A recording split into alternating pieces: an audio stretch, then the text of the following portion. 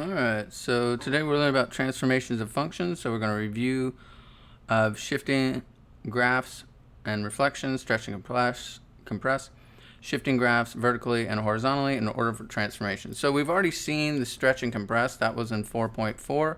So review that lecture. I'm kind of going to go through those notes pretty quick since I've already presented them in 4.4. So feel free to go back and watch that video. And then we're going to have our two new things that we're adding to shifting graphs vertically and horizontally. And then we're going to talk about the order of transformations. So reflection over the x-axis. So once again, like I said in 4.4, we can use the behavior of y equals f of x to understand the behavior in the new function g of x equals negative f of x. And we have the example of f of x equals x squared and g of x equals negative f of x. So basically, we have our original graph right here. And then we reflect it across the x-axis. And all our y values that were positive now become negative.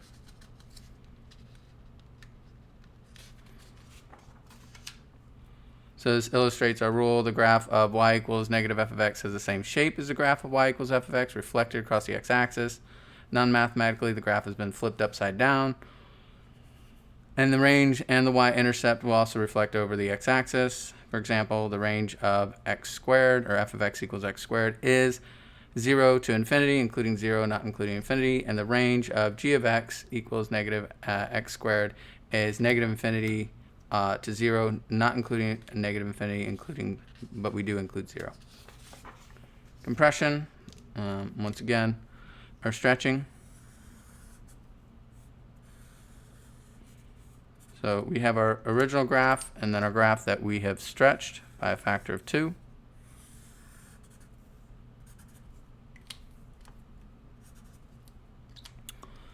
If c is a real number, we can use the fact that y equals f of x to understand the behavior of g of x equals c times f of x.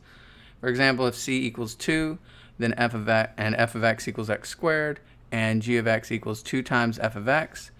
All the y values were multiplied by 2. This means that the graph has been vertically stretched by a factor of 2. So we can see all these y values we originally had from the purple line got doubled into the orange line, or the orange curve. This illustrates a general rule. The graph of y equals c times f of x has the same shape as the graph of y equals f of x, scaled vertically by a factor of c. If c is larger than 1, c is greater than 1, then the graph will stretch vertically. If c is between 0 and 1, 0 is less than c, which is less than 1, then the graph will be compressed vertically. The range and y-intercept will also be scaled vertically by a factor of c.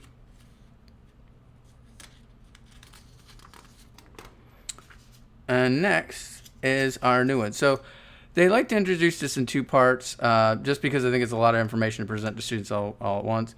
Why they put it in two different chapters, I'm not sure.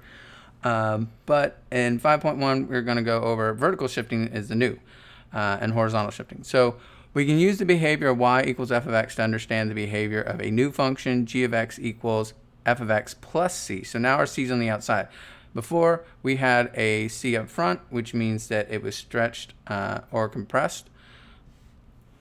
So now we're going to try this with f of x equals x squared and g of x equals f of x plus 3. All the y values increased by a value of 3. This means that the graph has moved up by 3 units. So since I'm adding to my y values, so I have my original orange line here. So I have this point, for example, 2, 4. This is my original. And my purple line, since I've added 3, or purple curve, everything's going to be increased by 3 units. So once was 2, 4 is now going to be 2, comma 7, because all my y values have increased from 3 points. So this 4 became a 7. And we can see that here. We also have the corresponding point on this side as well, of negative 2, positive 7. So you can see negative 2, we square that, we get 4, add 3 to it, we get 7, so forth and so on. So all our original y values here, we're just adding 3 to all of them. That moves the graph up 3 units. And you can see right here, definitely easier to see. Maybe at 0, we would have plotted 0, 0, but now we're going to plot the point 0, 3.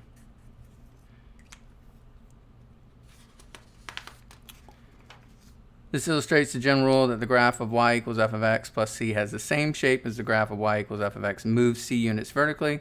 If c is positive, c is greater than 0, the graph will move up. If c is negative, c is less than 0, the graph will move down. The range and the y-intercepts will also shift vertically by c units. For each of the following functions, we sketch the basic shape of the graph. We determine the transformations necessary to obtain the graph of the function from the basic graph, draw the graph, and then this one, they wanted us to write the domain and the range of the function. Last section, 4.4, really didn't harp on that too much, but now they want to make sure that the domain and the range, if they change, we keep track of it. All right, so we have our two functions here. F of x equals 2 square root of x plus minus 4, and g of x equals 3 minus 2 times the absolute value of x. So in this one, I'm just going to draw the basic shapes instead of picking them out of a lineup. So first, for our exercise 1, f of x equals 2 times the square root of x minus 4. If we get rid of all the numbers and keep the symbols and the powers, you can see the basic function right here. It's the square root of x. So the basic shape is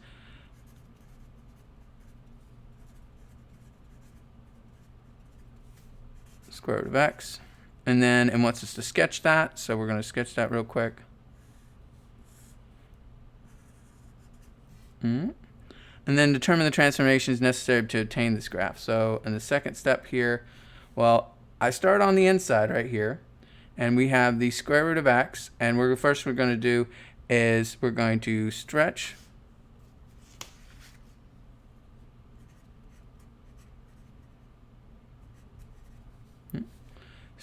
by a factor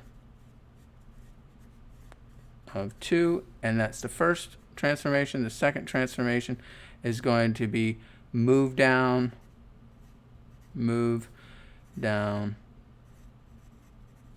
4 units, because it's a negative 4. So either you say move negative 4 units, which implies that it's down, or if you imply a direction, like move down 4 units, then you don't need to keep the negative sign with it. Just make sure you indicate the direction you're going. And then now it wants us to draw the graph. So here's the thing. So when doing this, it's often easier to write a chart. So we have our x, we have our square root of x, we have our 2 times square root of x, and then we have our 2 times square root of x minus 4.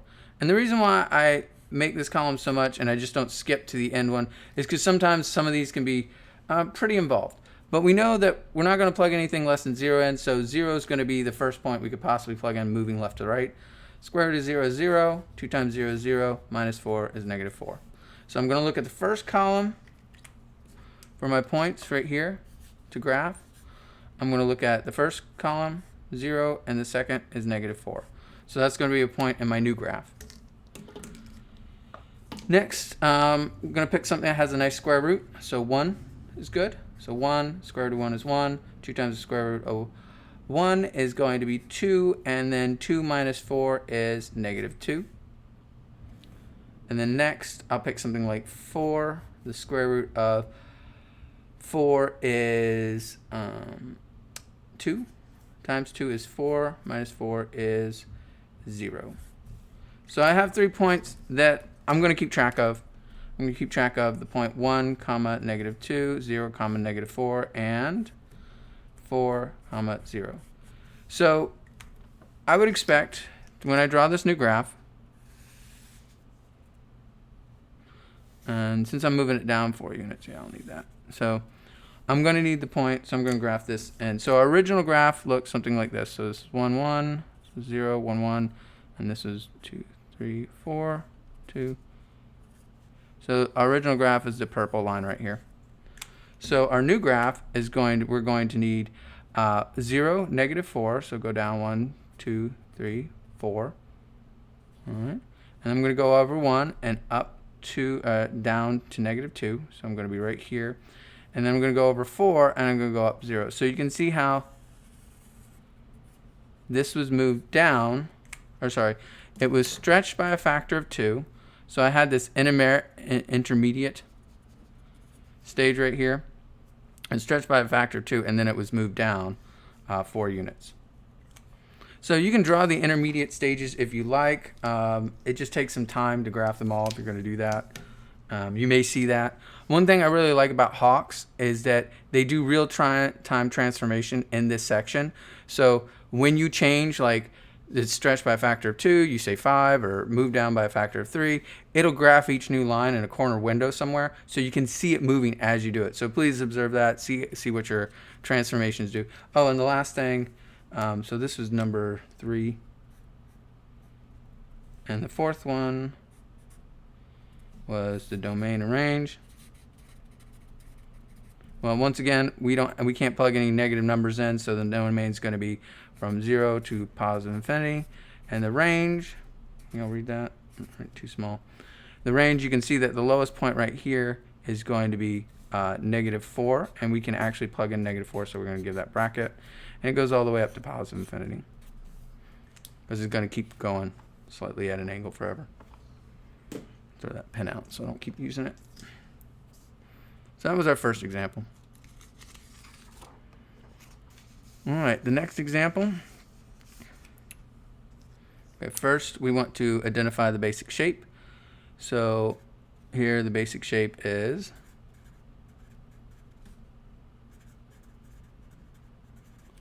I don't know if this one works any better, is going to be, if we removed all the numbers and just kept the symbols and the powers of x, the mathematical, not the negative and positive, but like the function notate, I don't know how to call it, operators. And here we see the absolute value of x is our basic shape. Oops. And then I'm going to draw that right here off to the corner. We see that V shape. It's going to be our generic shape. The second step, it wants us to find the order and transformations that we're going to have. So moving from here out, we're going to see that we hit this 2 first. So first step is going to be stretch by a factor of 2. The next is going to be an x-axis reflection. And then we're going to move it, and that's a positive 3, so we're going to move up 3 units. So once again, I think it's a great idea to make a table to keep track of every operation you do. And so we're going to have x, we're going to have the absolute value of x, we're going to have -2 times the absolute value of x. And that's kind of like including 2 transformations, but I figure multiplying by -2 is okay in one step. And then we have 3 minus 2 absolute value of x. So nice numbers to plug in would be 0, absolute value is 0, 0. 0 times -2 is 0. And then add 3 to that's 3. -1, we can plug that in. So -1, that'd be +1. That'd be -2 times -2. Then we add 3 to that, would give us 1. And then we're going to plug in, what do we have next? We have 1, and that's going to give us 1 back out, which gives us -2, which gives us 1 back out. So when we go to graph this,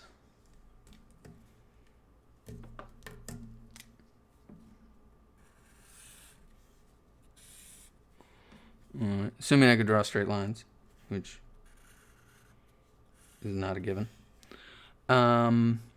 we need to keep track of these points. So the points we're going to keep track of now are -1, 1, 0, 3, and 1, 1. So the original graph would have been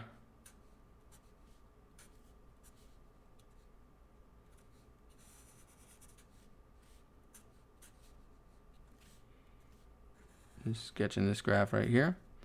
So what should we see? We should see this graph, right, be stretched, reflected, and then moved up 3. So keeping track of these points that I plotted. So I said we have 0, 3, so going up 3, so I'll be right here. Then we have, what, negative 1, 1. So that would be right here. And then we have 1, 1 right here. So we would see that it looks something like the following. So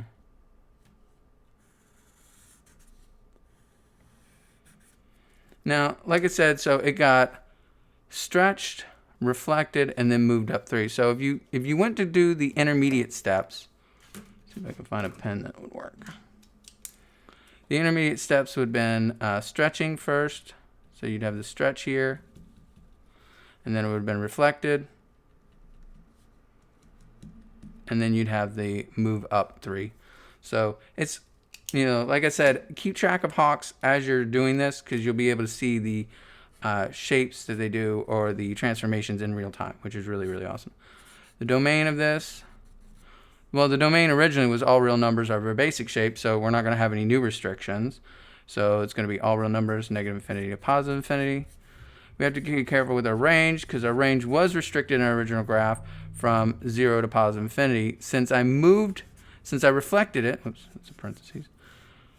Since I reflected it, it's obviously going to be negative infinity to 0, but then I moved it up 3 units, so the maximum y value, so I'm going to be from negative infinity all the way to my maximum y value, which is positive 3, and I get to include 3. All right, so those are 2 examples here.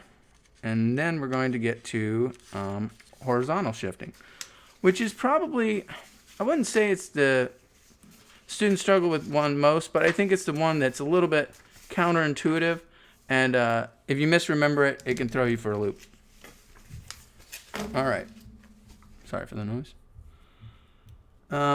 So horizontal shifting, we can use the behavior of y equals f of x to understand the behavior of a new function, g of x equals f of x plus c. Let's plot some points to see what will happen. So we let f of x equal x squared and g of x equal f of x plus 2, or g of x equals x plus 2 quantity squared. And so we can see what's going to happen here. We have our original line. I'll draw in purple, which is our original parabola right here.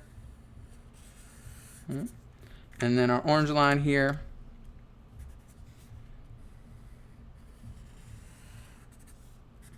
Is everything moved to the left 2 units. So notice how when we add on the inside, we move left. The reason why is because originally, if we wanted to get 0 back out, so if we plug in 0, right, to get 0 back out, and we get 0, 0, right? But if I want to be on the x-axis again, I can't plug in 0. I have to plug in negative 2 to get the point 0, 0 back out. Everybody see that? So you can see, like, originally I'd plug in 0 and I get 0 back out, right? But now if I want to get 0 back out for my y value, I have to plug in negative 2. So as you can see, everything kind of shifts up. In this case, because our number is screen up 2 units. So notice how the y values moved,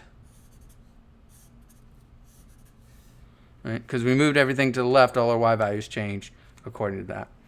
So when you add on the inside, you move left. When you subtract on the inside, you move right. It's the easiest way to remember it.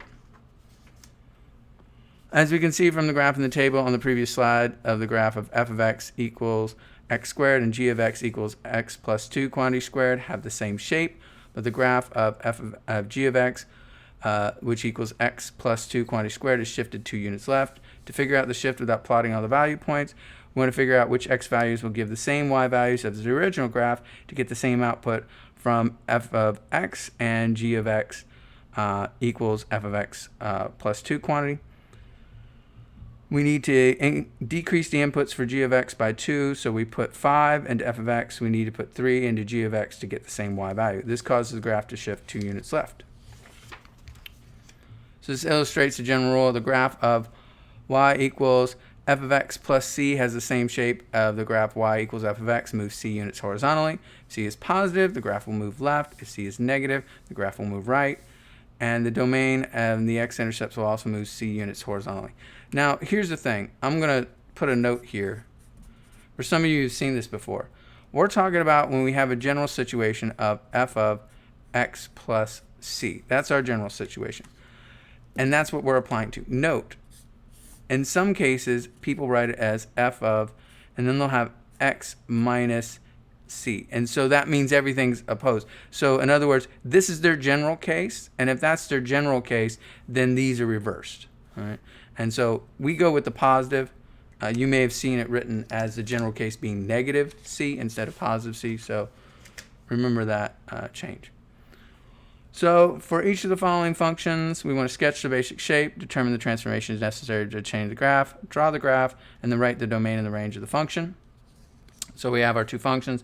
F of x equals 2 times the square root of x plus 2 quantity minus 4, and g of x equals 3 minus 2 absolute value of x minus 2 quantity. So in other words, we're going to have a number of transformations for each one of these examples. So put our instructions off to the side. All right, so first, basic shape. Once again, if we get rid of all the numbers and symbols, except for the operators, we have the square root of x as our basic shape. So that's going to be graph that. We're going to see square root of x going this way. Next, they want us to identify the transformation. So starting from the inside, close to the x, what would we see? Well, our first transformation is we're adding 2 to the right. So that means we move, since we're adding, we move left. All right, so plus means left. Since we're adding, so move 2 units left, or left 2 units, either way is fine. The second, moving to the outside, we're going to see that we stretch it to, by a factor of 2. By, thank you. Wrong by.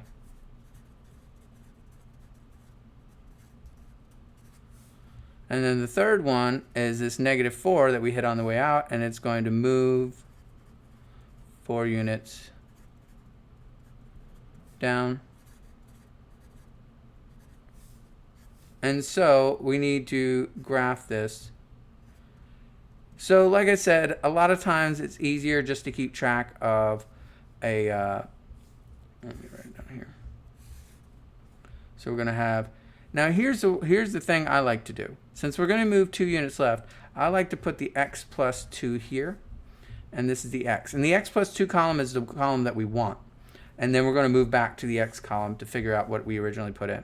So we're going to have x plus 2. We're going to have the square root of x plus 2. We're going to have 2 times the square root of x plus 2. And our last is going to be 2 times the square root of x plus 2 minus 4. So we got a lot of columns this time. So the numbers we wanted to plug in, all right, to get nice numbers back out. Well, since we're taking the square root of x plus 2, we want to put those nice numbers in this column. All right, so nice numbers we want to plug in would be 0. We can't plug anything negative in. In this column, we want to plug 1 in. We want to plug 4 in. All right. So if we move in this direction, like I said, this is the column. This is the column of what we want to plug in. All right, because we want to plug in nice numbers to get nice numbers back out. But if we move back this way, you can see how this moves everything 2 units left because I'm going to the left. So if I want x plus 2 to be 0, x must have been negative 2. If I wanted 1, well, x plus 2 equals 1, well, x must have been what? Negative 1. And if I wanted to plug in 4, well, x plus 2 must have been, x must have been originally 2. So that helps me keep track of that 2 units to the left. I do air quotes like you all can see them. Next, I'm going to take square roots of nice numbers. So I'm going to have 0. 2 times 0 is, square root of 0 is 0. 2 times the square root of 0 is 0. And minus 4 is negative 4. 1 and the square root of 1 is 1. 2 times that is 2. Minus 4 is negative 2. And then we're going to take the square root of 4. We get 2 times 2 is 4. Minus 4 is 0. And now I'm going to look at my first and last column. So let me write this in a different color so you can see it. So I want the point negative 2, comma, negative 4, negative 1, comma, negative 2. And the last point I'm using to keep track of everything is 2, comma, 0. So now that I go to graph this, making sure I had enough room in my head when I was doing this. So I have my original graph. So it's 4, that's 2. Now I'm going to want to graph the points. Let's say we graph what, -2, and then 4, -2, 4, -1, -2, and 2, 0. So I have to skip all the way over here to 2, 0. So I'm going to have this graph right here. And so what happened, we followed the transformations. We moved it 2 units to the left. Right, that's the first thing we did. And then we doubled everything. And then we moved it down 4 units. So now we're here. So if you see these transformations, I'm doing them very light because I don't want them to overpower. So these are the transformations in the orders that we're doing them. And then also, when we go to the part 4 to find our domain and range, well, we find our domain. Well, we just moved everything 2 units to the left, so that's going to be -2 to positive infinity. And the range, well, what used to be 0 to infinity, when we move that down 4 units, range, thank you. So that's going to be, what, down 4 units? It's going to be -4 to positive infinity.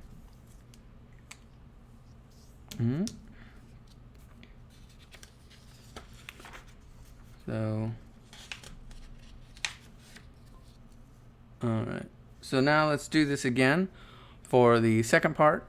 G of x equals 3 minus 2 times x minus 3 quantity. So once again, first step is the basic shape. So once again, we cover up everything except for operators and the x's and the power of x's. So I have the absolute value of x, which is going to have the general shape of a V here. 2, we're going to identify the transformation. So starting from the inside, we're going to have the first transformation. Since we're subtracting on the inside, so subtracting means we move right. So move right 3 units. Then we hit this -2. Well, we'll hit the 2, so I'm going to say we stretch. So it's going to be stretch by factor 2. 2. And then the third one is going to be that negative out there is going to be x-axis reflection.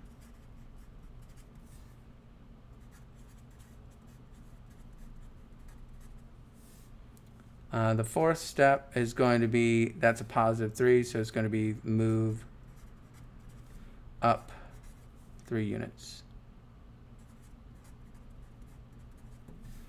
And once again, I think the best part is to make a table. And once again, the nice numbers we want to plug in, well, those are going to be my x minus 3 numbers, right? And then I'm going to take the absolute value of x minus 3. And then I'm going to multiply that. I'm going to do -2, just combine those two transformations. It's pretty quick. I think it's easier to multiply by -2 than writing 2 different columns, one where it's negative, one where it's positive. Or one where it's positive, one where it's positive, one where it's negative. And then the last step, add 3.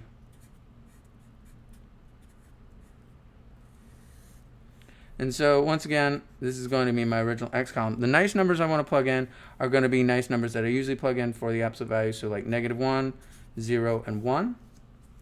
So that means if I'm going to keep track of, notice with 0 point right here, we get 0 back out. That's our lowest point. We want to keep track of that lowest point. It'll help us find the domain and the range. So when we move backwards, and you can see how we're going to move right 3 is because actually in order to move backwards, if I wanted to get -1 back out, well, -1 minus 3, that's not going to give me what I want. I want -1, so I want 3, x minus 3 equals -1. That means I must have moved to the right 2 units, so this would be positive 2. So positive 2 minus 3 gives us -1. Move 3 units to the right, this would have been 3. 3 units to the right, this would have been 4. And so you see plug in 4 minus 3, I get 1 back out. All right, so I'm just adding 3 to all these numbers right here. So you can see how it moves it right by 3. Once again, the air quotes you can't see. And then we just say now the absolute value. So that's 1, 0, 1. -2 times each one of these is going to be -2, 0, -2. And then I'm going to add 3 to each one of these. And so that's going to be what? So if I'm adding 3, that'll be 1, 3, and this will be 1. So when we go to graph this, draw this graph.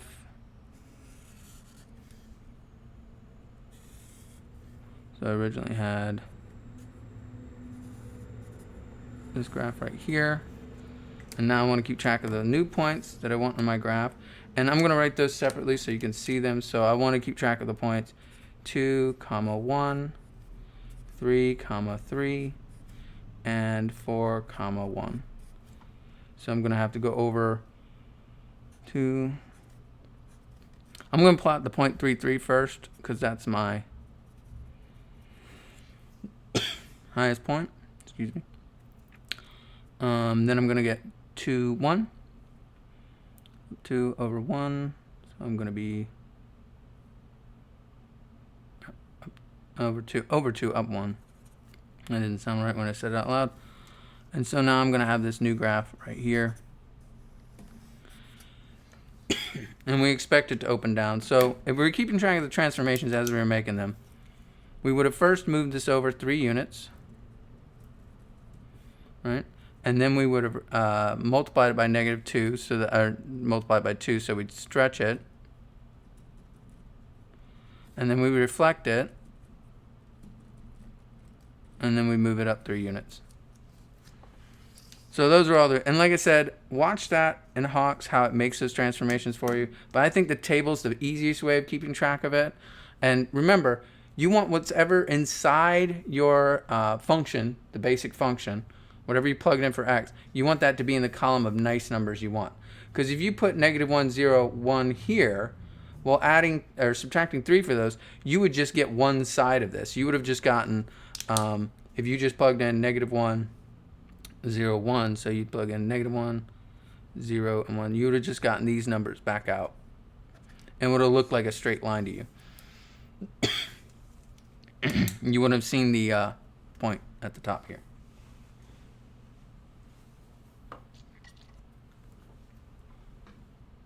So the next is the domain and the range. And the domain would be all real numbers like it was before because it's absolute value. So it's from -infinity to +infinity. And the range, well, you can see you're going to have a highest point right here at 3. So it's going to be 3. That's going to be -infinity because you start going from the bottom to the top. So it's going to be -infinity all the way up to 3, including 3 for your range. And like I said, if you graph all the important points, it's really easy to see what your domain and range are going to be. So the order of transformations we want to pay attention to is technically possible to apply a transformation. Any order, usually follow the easiest pattern. Reflection, stretching, compress, and shifts. The only thing I would say is actually step 0 is going to be horizontal shifts. And this shifts number 3 right here is going to be the vertical shift. I think that's a little bit easier. That's the way the book teaches it, but I think you go horizontal shifts, reflections or stretches, either or, and then vertical shifts is last. But yeah. So that's it for this lesson. Y'all have a good one.